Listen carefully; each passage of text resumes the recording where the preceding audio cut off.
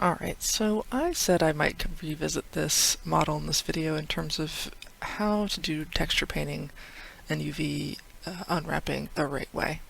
So one thing, let's take just the model I had. So this kind of picks up sort of at the halfway point of the last video, and instead of doing the fast and loose method, I'm going to do the more proper method. I'm also going to lower the poly count on this guy. I did a supplementary video where I showed that I could drop this count down to 3000 and it still made for a great model.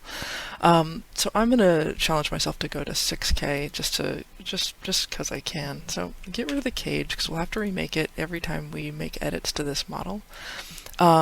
This is not obviously going to do the whole soup to nuts that I did in the other video. It's going to focus on texture painting and preparing for that. So let's take this guy and let's go ahead and decimate him down just a little bit more. So I want to cut that in half. Now, I think I mentioned earlier that iterative decimation I find to be better than doing it all at once. So if you look here, there's a lot of crumping that happens around his face. So I'm actually going to, I can even sculpt it out a bit, but let's take this and instead we'll do a 0.6.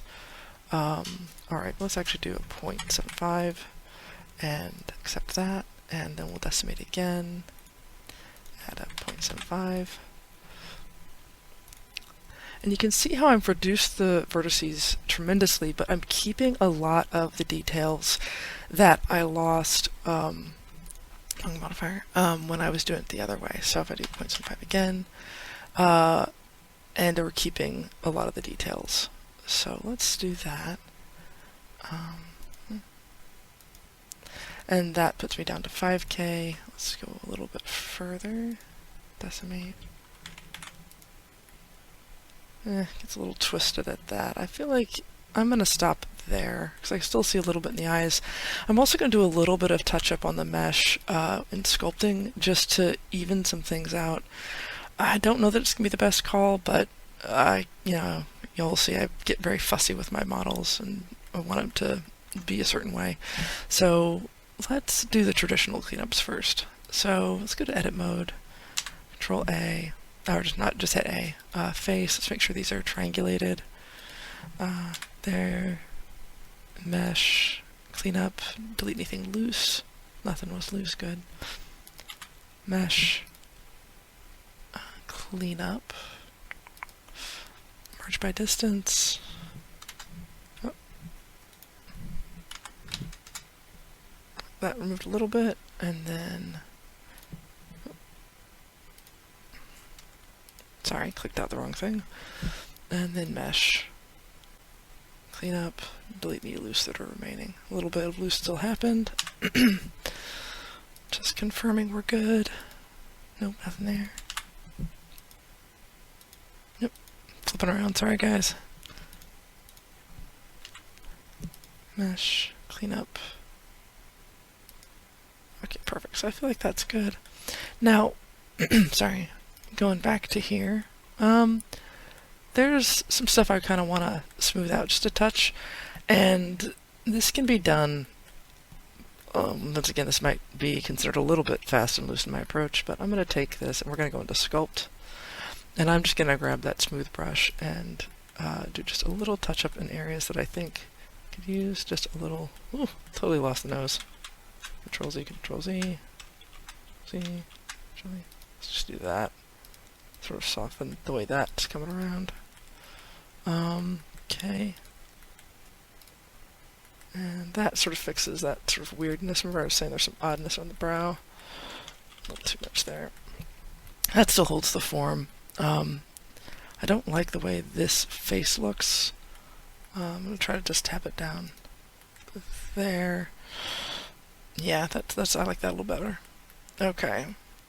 Faces I always like to pay a lot of attention to because we focus on them as humans. So if people are looking at your model, they're probably going to be paying attention to faces before they're paying attention to, say, your armpits. And I'm just fussing now. This is totally irrelevant. So let's just leave it at that.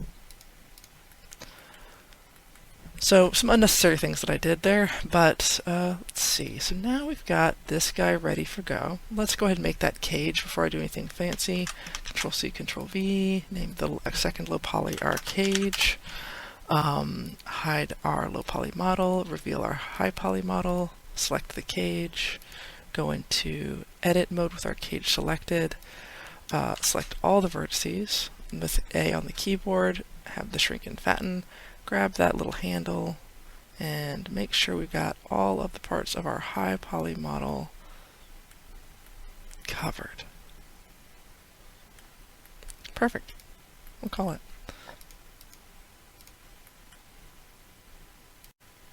Alright, so with our cage prepped, we can hide our low poly cage and just focus on the low poly model, which we use for doing our UV.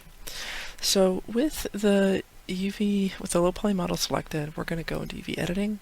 You'll see we have a lot of residual here from the last time, and as we're working on our UV, this is a little obnoxious because I hate that we're seeing the old normal there. To get rid of that, we just go to Image and New. And I like to set this up as, I just have a blank placeholder. I also set up the color to have a 0 alpha, because otherwise it's black and I find that distracting. This is just personal preference. So just blank, have the color drop down with, this is normally like this, I just drop it down, hit OK. This way I have a nice grid to work on. It makes it a lot easier to see the parts and know what I'm trying to do. Alright, so that's the setup. So if we're taking this and we're doing a basic Smart UV project, which is what I did before, I think the default here is scaled. Oh, I must have changed the setting in there when I was playing around, sorry. UV, Smart UV project. Oh, island margin. Normally that's 0. Okay, so this is the default. So we're going to see sort of like what we had before, where it takes it and spreads it out like paper.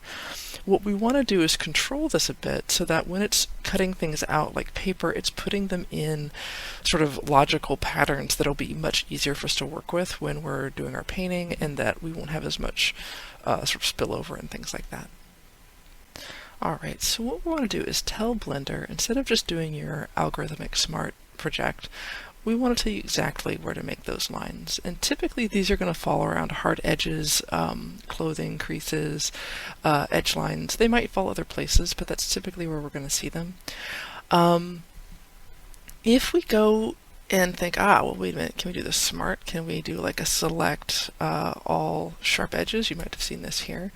If we select sharp edges, and we can kind of adjust what it's thinking, it may cause there to be a lot of stray edges that we wouldn't expect. Let me get this where it's only selecting the edges and not the, so select sharp edges. It's going to try to pick out what it assumes is a sharp edge, and that may serve your model well, but you may find you have some stray sharp edges in places that you don't expect, and hunting those down I find to be more problematic than just manually doing my scene painting. So that's how I'm going to approach this. So I'm going to not worry about having it tell me what to do. I'm going to tell it what I want it to do. So we're going to start with something simple like this armband. So I'm switching over my select to select circle. I find, well, you can also do tweak's probably better for this. So tweak lets you just select single things. The select circle sort of lets you paint a selection. So we're going to go to tweak. So tweak, make sure I've not got anything at all selected. And I'm going to select part of the edge I want. One nice thing is if you hold down Control and select, it's doing what it calls picking the shortest path. This means I don't have to select absolutely every line, I just have to kind of guide it. And see how easy that is. Now, if I right click on my thing here, then I want to go to Mark Seam. And now we see our little seam shows up in red, which is great. Now I want to do that along the top of this as well. So let's get like that edge going. Right. M for Mark.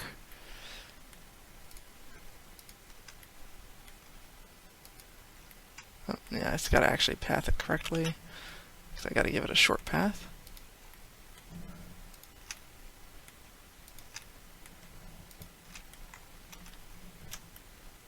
Do that one. Right click M to mark path, or mark seam. There.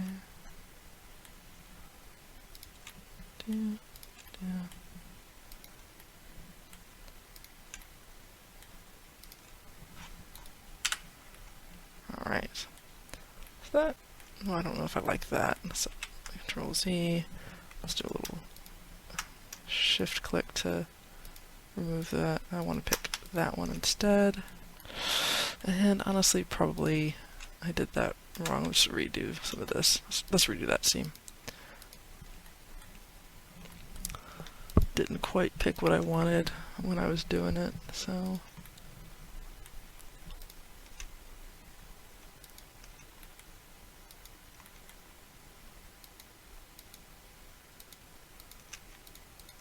Every now and then I find that I get a little bit thrown off, or it can't determine, so it just kind of gives up on me.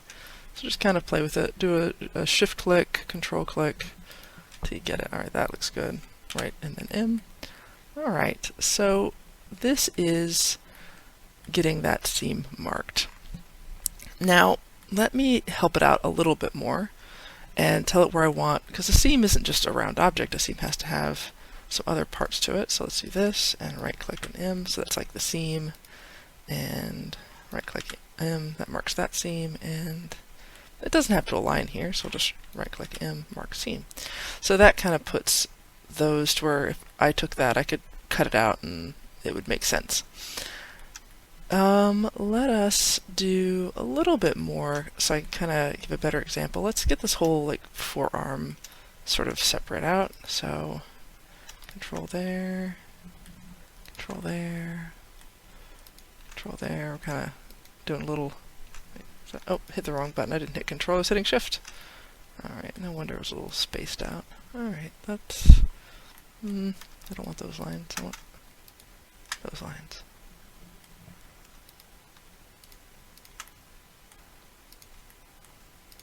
Alright, grab that one, right click M for seam.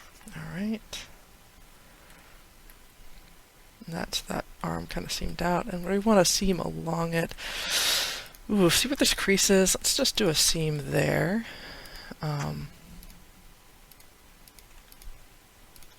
It's not exactly seams like you would do if you've ever done like clothes making.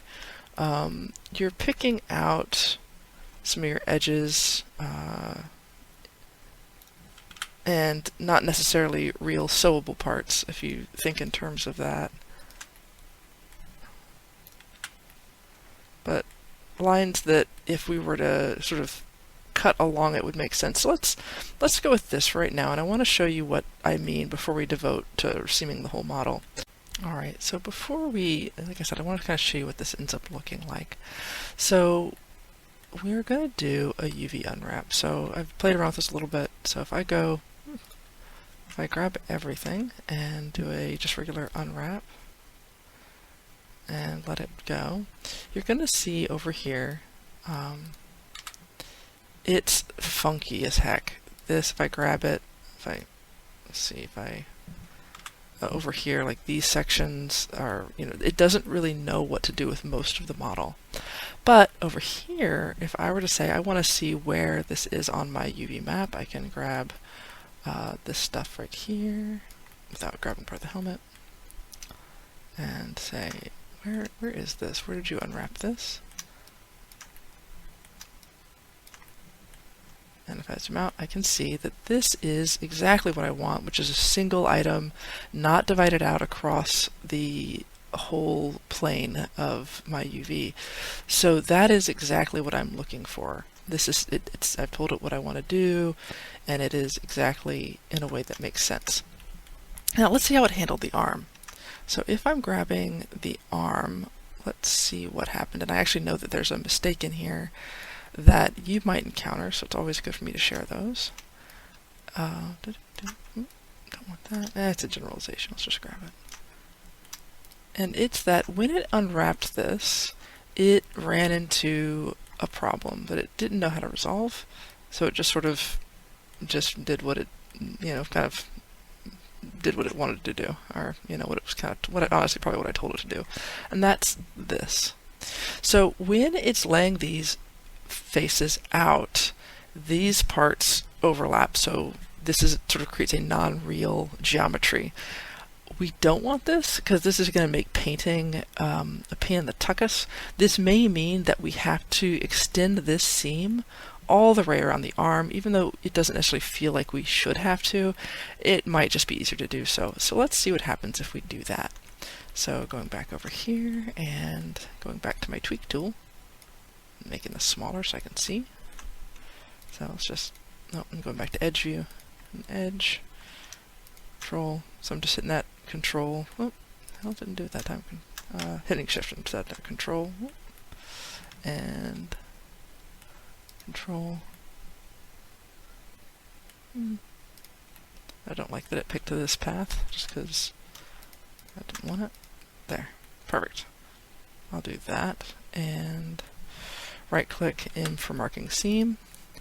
Now let's see how that unwraps. So select all, and UV, unwrap.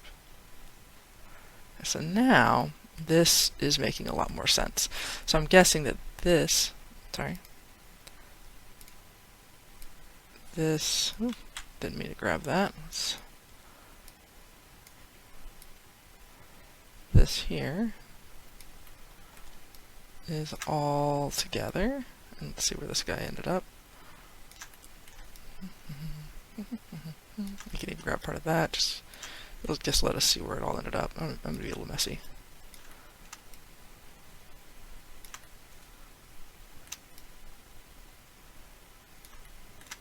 Alright.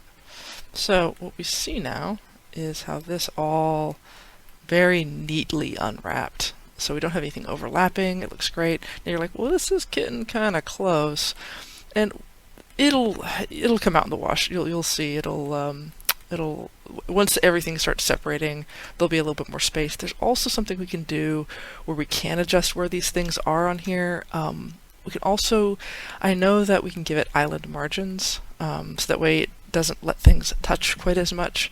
So we'll do that. But now comes the very methodical and tedious thing of putting your edge seams on your entire model. So, you know, grab a coffee, grab a glass of wine, and settle in, put on some music, and let's go.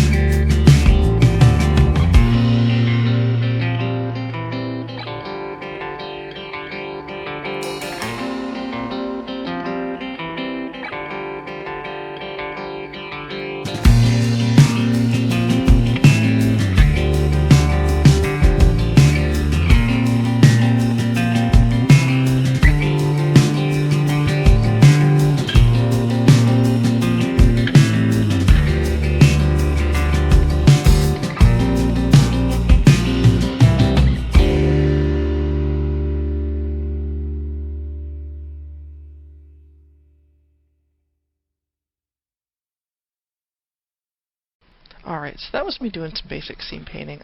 It wasn't perfect. You can see I took a lot of time in certain areas and then sort of skipped those same steps in others. This is just a demo, and some of what I was gaining from that was nominal. I was being pretty detail-oriented, and quite frankly, some of that's unnecessary for what we're doing. So now that I've got this, we're going to grab the whole thing, and if we do a UV unwrap, one thing I want to do, and let me put this back down to 0 so you can see, this is, I was playing with it just in a test record. The UV here looks great. All of our parts are separated out. It's done some good guesswork on other things, like how it's unfolded that axe head. I probably could have put another seam there. I'm guessing that's probably one of the legs. But let's say I want these a little further apart so that when I'm bleeding, my things aren't almost touching. So I say bleeding. When I'm painting and there's bleed between the sections, they're not just so close. So to do that, we're going to up the margin. Now, this is pretty detailed. So if I do like a 0.01 margin, that's huge. Now, we're going to lose a lot of resolution there because our image is only so big, and now we've filled it with white space that we aren't using. So we want to drop that down to like a 0.005. And now we've got the models in there are nice, the UVs are nice, but there's a little bit of separation between them, so I'm not as worried about sort of going off the edges as much. I could probably make that a little tighter, but we'll just stick with this for now. And go from there. Now that really is mainly affecting how the resolution works out. So, could I make it a little bit cleaner? We'll just do that. So now I've got my model, I've done that. The thing I want to do is I realized, because I did a secondary test, that I did corrections to this model after I had done my cage. So we need to redo the cage. So in here, I'm going to delete my cage. I'm going to go to my low poly model, and I'm going to duplicate it. I normally do the Control-V thing, but we'll do it this way now. It's also possible that I didn't make edits and just adding the seams gave it enough edit to where it was unhappy. But let's take this guy, there, grab the cage, and go to edit mode, and grab everything, and I'm making a mistake here. I don't have my high poly showing. Oh, I've got a pretty good idea of how much I need to floof this guy, so he's floofed enough, I think. I don't see anything tripping through, so we'll call that good. Now, back in object mode, I hide the cage, hide the high poly, bring up the low poly, and remember I want to shade smooth. Alright, with our shade smooth model going, we're going to go back into the shading window. Now, we have a bunch of stuff here from last time or from when I was playing around. We want to make sure we're starting with a clean slate because we're making a new normal. So I'm going to exit out of that, create a new material, and do if you recall, you click on the space, add texture, image texture, which you can also do by searching, but we'll start with that. This will act as our new normal, because we have to make a new normal. So new, let's go to null, better UV, and leave everything else as the default. And if I remember, I'll change this to linear help, so we're going to stick with that. Like I said, you can kind of fuss with it, but I'm going to stick with linear because it seemed like that was what Blender liked last time. So select my high poly model, select my low poly model, and make sure the cage is selected. Like I said, we just remade the cage, so it might not be, it'll have cleared. So make sure you select the cage you just created and bake. Alright. So now I've got this over here. So now let's go ahead and export these. So we're going to export the image just like we normally do. Save as. Better UV to my downloads folder. I kind of played with this earlier. RGB, color space, why not? We'll just keep it the same as before. Save image. Okay. And go back to our layout. Unselect our high poly, just select our low poly, and export as an object. Molecule with a new UV. I played with that before. We'll just leave everything else at the default. Okay, so now we're going back into the shading window because when we paint on our Mini, we want to make sure we're actually seeing it not as the bubblegum, but as using the normal map. So we're going to add a new node to the material that we created, and we're going to call this, so click on space, right click, add image texture. Oh, no, not an image texture. Right, well, we will in a second, but normal map. So there's two options. You want to select the normal map. Our color will go to the color connector, and the normal will go to the normal connector on your base material.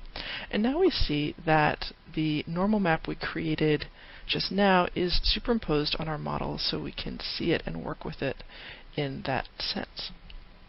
So now we want to paint it. So we've got a base color here. We don't want that. We want a new image. So we're going to add a new texture, image texture, and have that act as our color.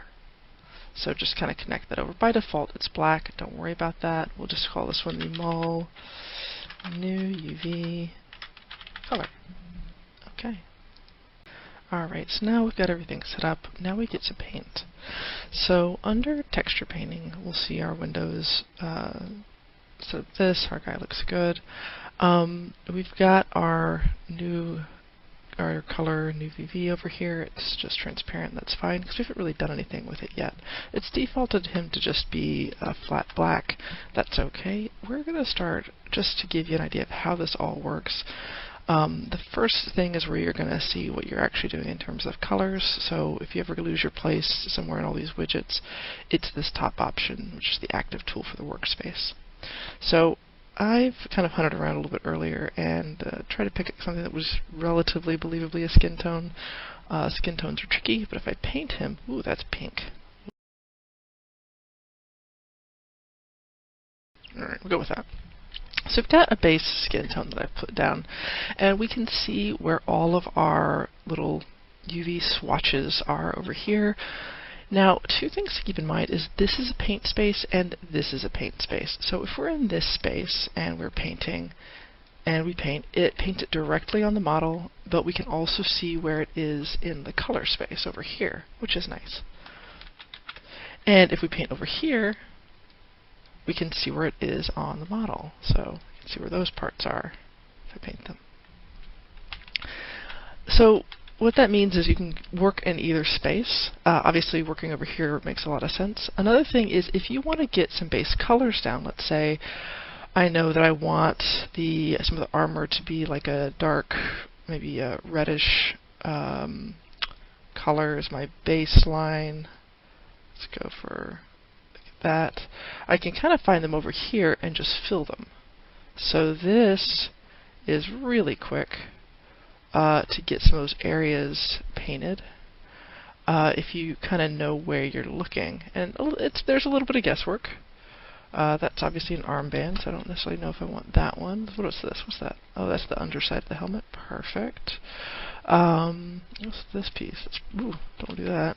But you can kind of see how I can kind of hunt and peck and find where different pieces are. And if I'm not quite sure, I can always tag them. So I'll tag that guy. Okay, so that's that piece. Go back to fill, get that, and fill that little section. So there's that. So now you can also do this through masking and vertex masking, but this is just a real quick way to do it that I can just sort of like, see where I want to do things. Like I can tag that area. I know I want that to be red. I know I want both of those pieces to be red, this one to be red, that. See, I'm doing a little bit of crossover just because I want to kind of spot tag certain things. We'll have that one be a red. And this parts around the helmet might get a little tricky because some of that got blended into the face a bit, but now we can go over here and do our fill. That. As you see, like I didn't separate out the loincloth from this belt, so now it's considering that one piece. So it's one of those things where as you're working you might be like, oh, I should have done my seam here, or maybe you'll just tolerate the fact that it's maybe a little off for our purposes on here, but you're not too concerned. Then that's fine. So here's this, that, get that, and is that piece? Oh, nope, that just added a little bit, touch the thigh there, that. Now this kind of, you can probably very quickly see how if I'd done a little bit more with the scene painting and divided out the sections a bit more, even in terms of what I wanted my paint groups to be, then that would have saved me a lot of effort here, because then I would have, there'd be more parts to kind of work with, but it would also simplify some of these areas that I'll then have to kind of manually paint out. So that gets us sort of started, and if you're doing just a quick and loose paint job, that'll be a good sort of precursor. Let me just tag that. Where's that? Oh, here we go. Over here. And fill. And it remembers my last used paint when I do this, which is nice. Now, is this guy something I want to convert over? No, I think he was the thing on the back that I didn't want to do. But this guy probably is. Probably one of the leg bands. Yeah. So I'll just do that. Oh. So you notice something that just happened there. It painted it black. So I was holding down Control. Control is your secondary color, while just regular click is your primary color. So that's something to keep in mind. I'm going to see here, what else can I do? This is just a quick spot check. Oh, another thing you may want to consider is setting up a palette. So if you've got a skin tone you like and you want to keep working with it, you have you can kind of create a color palette here. So if I add a color to it, like this is adding that color. I don't know that I want the neon green. I'm trying to remember if there's a color picker in here to pick up a color I had before. Let's see if I go into... I don't recall if there is one, so Google that if you feel like it. But otherwise, just try to get back to where you were. But it's a good idea to save these. That way, if I'm clicking around and I need to go touch up an area because I messed something up, I can always go back with the color picker. So this kind of gets your baseline paint. Another thing you can do, obviously you can just paint directly on the Mini.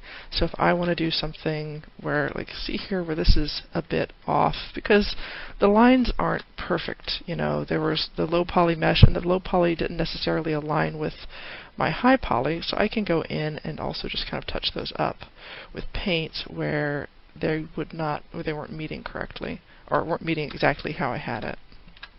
So just do a little bit there.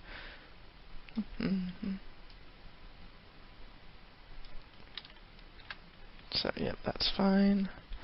Get my spikes white. Where are those spikes hanging out? There's probably all these circles here. So let's go for sort of a bone-ish color. Only I'm not on the right tool, so let's go to the fill tool and get a bone-ish color.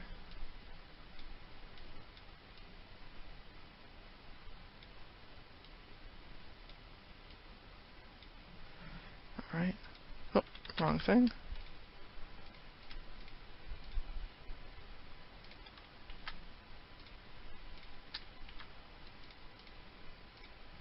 I'm just kind of guessing that any circle I have is likely a bone spike. Could be wrong. But we're going to see if that works out.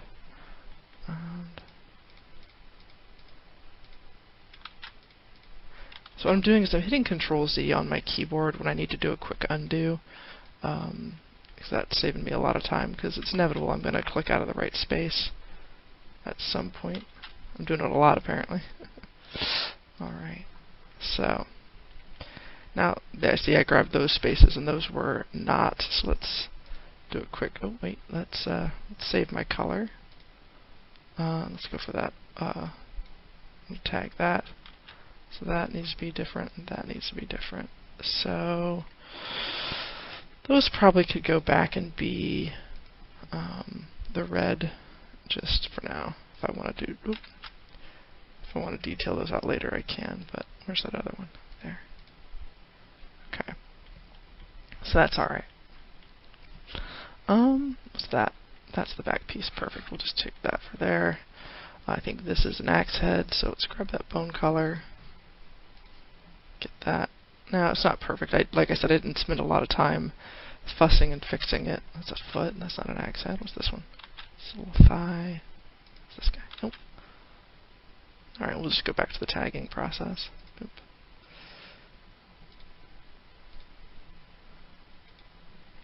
I'm just using a bright green because it's easy for me to see where I'm supposed to be coloring. So grab those guys, this guy, that guy, that guy, those guys. Okay, so those are what I need to fill.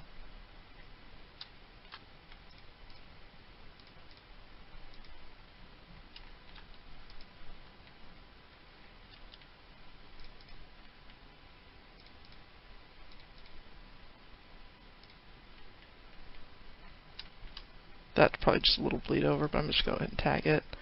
It's part of the same area. That guy already got painted. So what are we looking at with this here? Alright. Uh-oh. That got painted wrong. What did I do? Let's just, where's my tag? What's it part of? It's over here. Okay, I must just hit that by mistake. There we go. So, this is just getting started. Let's see, what about the axe handles? Let's just get some very base colors down. So, let's get the handle marked and tagged. And like I said, this tagging I just do primarily because it simplifies finding things on the other side, and when you're putting down the base colors, it's just a quick way to sort of get them figured out so you can do some detail work. Alright, so those are supposed to be kind of a woodish color. So let's go for a brown, let's go for like a that color, maybe a little bit lighter so I've got some wiggle room. Alright, so got that, and go to my fill, select my browns. And I'm not going to be super clean about my edges right now, just because I'm doing a demo. Alright, what else? This guy is actually part of the axe. And who else? Here we go. That one. And this. Alright, now I didn't tag all of the parts, so you've got this thing here. So let's go ahead and just do a little bit more tagging to capture the right parts.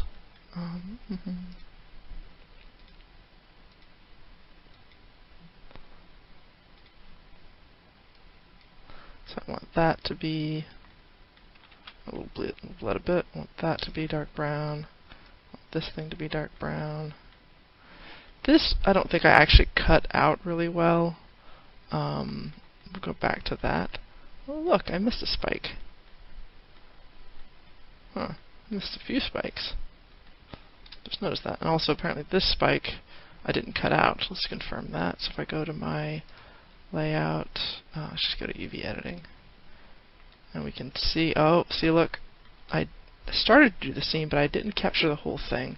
So it didn't know to put a seam there. So if you encounter this, you kind of have to back up a bit and redo that. You might end up having to redo your cage, redo your normal. But it's okay. Sometimes you won't notice things until you get into painting. Or you can just say, I can just sort of manually paint that one, and that's fine too. You don't have to have them all separated out. This will work okay. So just just take your time with it. That one needs to be white. That needs to be white, and that needs to be white. Okay, so where are we over here? Ah, these. Alright, so I'm getting way off track, guys, sorry. Boop, boop. And where was that other one? A little bit of hunt and peck going on here. Something tan. I spy something tan with a white dot. There we go. There we go. I feel better about that. Now, I was in the middle of painting the axes. So, green spots need to turn to browns. Alright, so this thing here.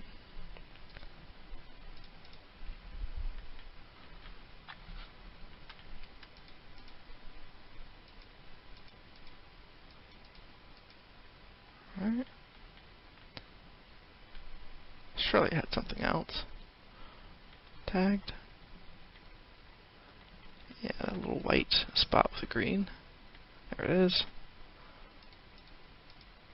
What's that? Is that going to be what I want brown? I'm being a little fast and loose here. How about that one? Is that one I want? It's not affecting my spikes, so I'm going to assume those are parts of, yeah, probably like the bases of the handles. Yeah, things like that. So you can kind of go through these processes and paint away. Let's see, I know I want that. Oh, let's get a different color. That needs to be, we'll do that in the maroon. So where's that guy? Here we are. Fill with, I'm not clone step, fill with maroon. Alright. So spend some time blocking it out, but that's a really quick, easy block out. Let's get a different contrasting color. So we'll say we'll make this one, make those obnoxiously bright. That'll be black. That'll be black. Those are going to be more tan to probably bone colored, but we'll just do these to be different for now. It's black and black. I can't remember if I separated these out into different parts or not, so we're just going to mark along. Okay. So over here, go back to painting. Let's pick a, not fully black, we'll do like a brownish black like that, or greenish black. And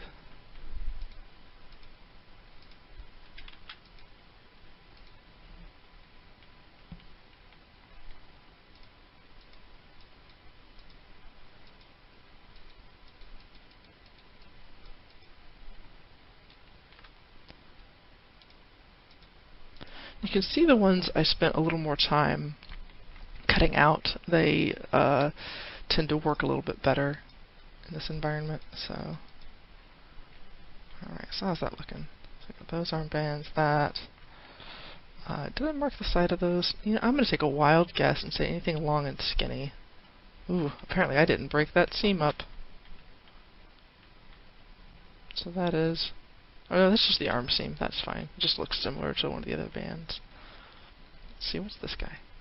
Oh, there's that one. Okay, let's go with that guy. Who's this guy? It's probably one of the, oh, it's that bracelet on his wrist. Oh, it's the inside of that one, which I kind of wanted to do in bone. So do that. And what's that one? Let's see, wild guess, is it that piece? Nope. What's that piece? That's one of these ankle things, so we'll do that in a dark one. And if I'm looking for one that's probably almost the same, there. Boom.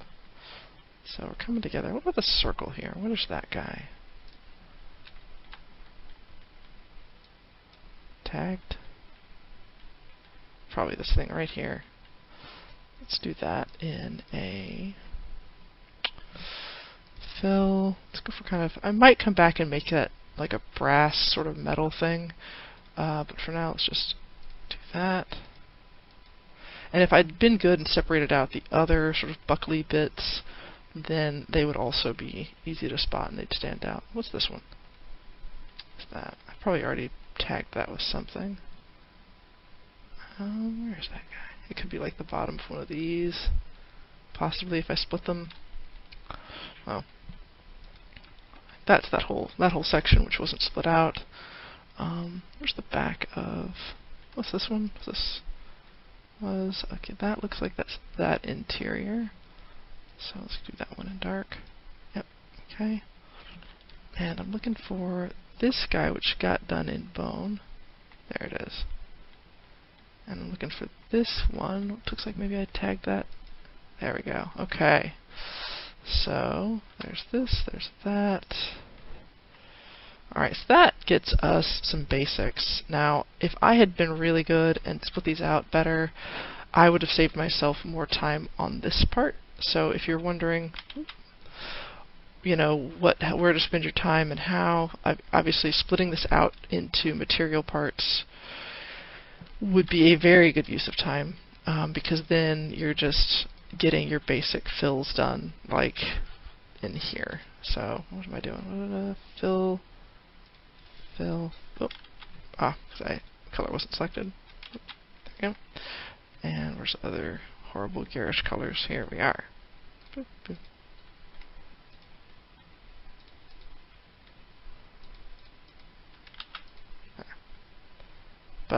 And that back here should be also brown, because that's supposed to be wood. Looking for right here. Apparently I only caught that part of it. Where's the other part? Ooh, it's a mystery. So we'll tag it. Let's tag it something easier to see. Let's just go ahead and save my tagging color. There it is.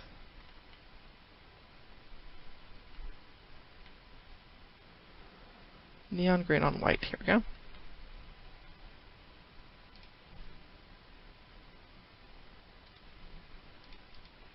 And then there's that piece. Let's just go and dual clean there. So the top of that, apparently I split that into a lot of pieces. Go ahead and tag that. So white with a little neon green fleck is here. Oh. Grab my brown. Since those pixels are annoying me. Poof. Alright. So that is getting some general basics. Wait, where's this thing? Promise I'm gonna take a pause and go to the next phase of this instead of tweaking this drill till the end of days. But let's make that a bone bracelet.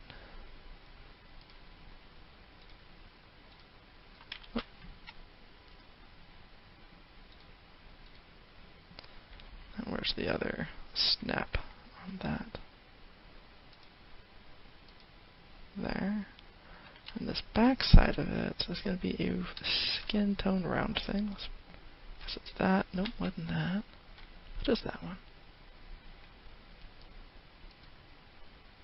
No idea. Let's try this one. Nope. Ah, this one? Perfect. Alright.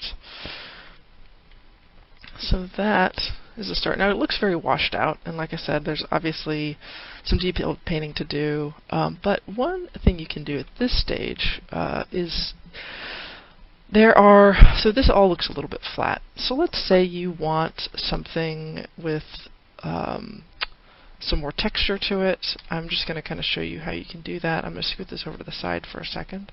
So your brush in Blender has a lot of options. Obviously you got your radius, your strength. Now strength dictates like how literally how strong it is.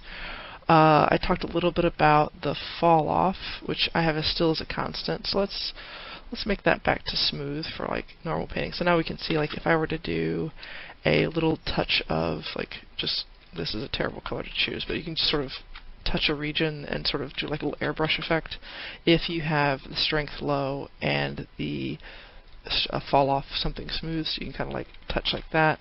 Now this comes in handy when we do shading. So if you want to shade your model, you can do that with this, because there's also settings like the mix.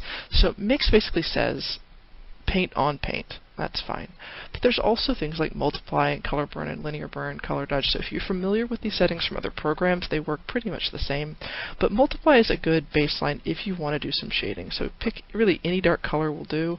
And what it's going to do is it just adds a touch of like shadow. There's actually some more technical processes to what it's doing, but if you're just wanting to throw a little bit of shading in, this brush is way too big to be doing this with, and really soften it, with really low strength, then you can start kind of layering in a little bit that's going to give some shape. And obviously the program's going to have light and shadow in it, but I find that just having a little bit of cast helps bring out things that are going to be in the program anyway. So if I just, and obviously you can take a lot of time to do this and make it very, very nice and stylish.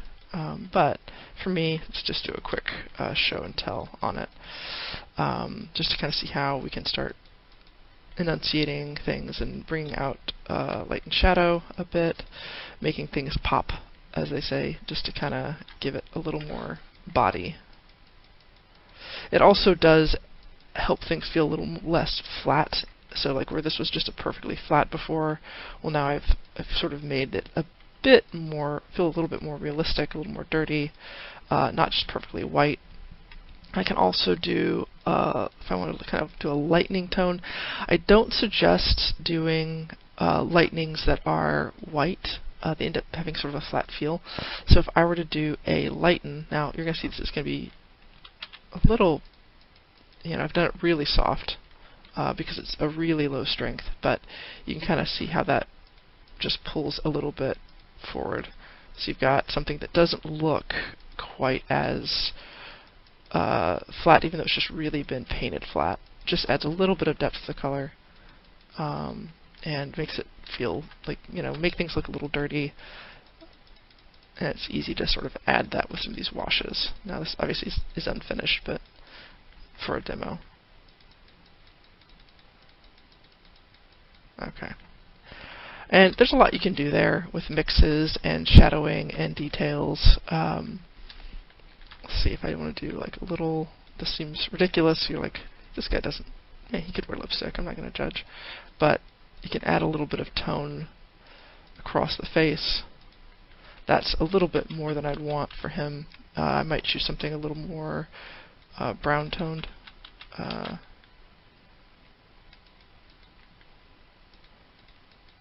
But then you can pull out things that might not show up otherwise, where cheekbones, tips of the noses, things like that, that you would want to have stand out a bit.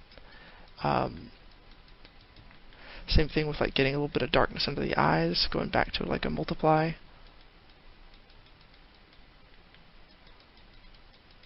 Now the trick here is I haven't painted the eyes yet. I probably should have done that before I started doing these skin tone touches.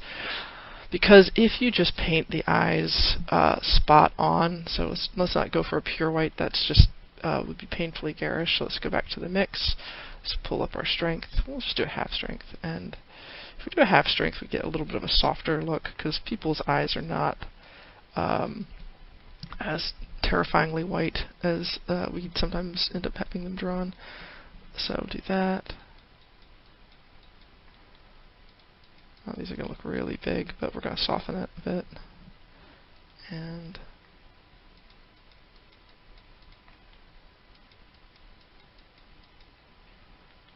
so there's that. Now I lost my skin tone along the way, but it was not perfect. It's a little funky-eyed.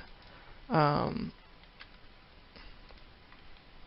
of make those a little bit bigger, so our eyes don't normally have that much white. Now it looks a little too alien. And if I was good, I would have saved my skin tone at the very beginning, or I would Google how to pull it out. But since I'm not going to do either of those things, let's just do a little smudging. So what I'm doing is I'm smudging the skin tone down into the eye a little bit to blur it, so it doesn't look quite so stark. Do a little smear. Let's just do the blur tool. That was working a little bit better. This sort of softens it so you don't have those hard lines as much. And it's a little bit better. Eyes are tricky. I don't think it looks terrible. It definitely could be better with some TLC. But for a quick Tailspire Mini, it's not bad. So that's just kind of a little bit further into getting the texture paint with the UV, how to kind of tag and sort of fill in sections as you go. And then we can see, I haven't shown this, but now we can see how all of those efforts I made with the multiply tool and things like that really brought it out. Now I could, what if I just took this and did a little smudging? It's a little strong, but you can have fun with that. Give them tattoos. Last trick I want to show you guys is texture painting, which is kind of what we're doing, but let's pretend something, we use texture as the word texture, and that is you can have a texture added to your brush. So if we go to our brushes, we see we've got the type of mixing, radius, strength, brush, texture, texture map, blah, blah, blah, we got a lot of things here. Texture here is literally adding a texture into the brush. So if we say we want a new texture and go to the settings it's going to open the settings down here. So I'm going to say, now there's some base things you can do with sort of these generated things where you've got like a base thing. Some of this is useful, some of it's not, but it is normally seamless, and that can be good. But you can also do an image. So I'm going to bring in an image. I'll open one that I have handy from an earlier demo. So let's pull in the a wood texture. This one here. Okay, now it's kind of silly. We wouldn't usually use a wood texture on this. We might choose like a skin texture or a cloth texture or things like that. But what this does is it adds in, and actually this is probably not the best example, because it is gonna, sorry, undo. Let's pick the other one, just 'cause this one's a little subtle, so it's gonna be hard to see the difference. So let's actually pull in the cork texture. There we go. So this is definitely going to show up a bit differently. So now we see when I'm painting on, I'm getting this fleck, which is coming from here. What it's doing is I'm not painting this as a color. I'm painting it literally the texture of it. So if I were to go, let's actually increase the strength up to this, and let's pick color. Let's go back up to our brush settings and pick a color like, let's do, I don't know. Let's stick with the color we had, but if I paint this on, you'll see we've got that. Now, the secondary color, I believe, is actually pulling from here. So if I go here and pull my second color like that, I believe, oh, no, it's just pulling the primary color. If I pull the secondary color, I have to hit Control. So that's just kind of showing you that if you have something like fabric or maybe something made of stone and you want to pull in a texture without detailing it out, this actually just applies that texture into the model. So that can be very helpful when you're working, just to simplify things, add extra depth without having to spend a lot of time. Like I know I've got some creatures that are sort of these vine-ish sort of creatures, and by having the creature be, I'll get rid of the texture now, because this is made of vines, I can pull like a leafy texture and add that so that I can get that depth without having to necessarily reinvent the wheel on all of it. So I can just go outside and take a picture of some foliage and use that to define what my brush is doing. So this is awful. I did not match that skin tone at all, but whatever. It's fine for a demo. So that is a little bit more on texture painting and not fixing your model, but just a quick view. But you see, like the skin through here looks decent. Needs some more TLC for sure, but if you just are trying to slap a model together, and if we threw this into Taleweaver and we put that paint wash on it, that paint wash is wonderful. It covers up a lot of things. If you don't remember what that is, I'm going to pop over to Taleweaver real quick. That is this button. So, you know what? While we're here, I might as well just see how this all looks, even though it's not finished. Let's say, go back over here where this image is. Let's just go ahead and image. Save it as new color UV. Sure, that's fine. The downloads folder. Alright, so now let's just, might as well import them. Assets, import new asset, into my downloads folder, more color, more character, more color UV. Okay. Hopefully those are the right ones. So here we'll pull the new UV one. Here we'll pull our better UV. We'll fix it. Look, it's lovely. And here we will pull that. There we go. Now, remember how everything looks a little darker in here? You know, and this is what I'm talking about with the paint wash. So the paint wash, you know, if you're like, wow, I was spending all this time fussing, and it didn't matter at all, because when you start putting in here, you get the paint wash on, you back away from the mini, other than the fact that these are a little too white, and I need to finish painting it, it is not bad. That is a quick, but you know, workable mini. And even that spot where the color on the arm, the skin tone doesn't match, when you get it in here and it starts rendering it all together, especially once you add that paint wash, it is going to make that look lovely. So now the next step would be, what about my metallic AO roughness texture? Another day. But that is just getting those paints and maybe doing a much better paint job than our fly-by-night one by using some seam painting to help us get those areas blocked out. Alright, I hope this was helpful. Thanks. Take care.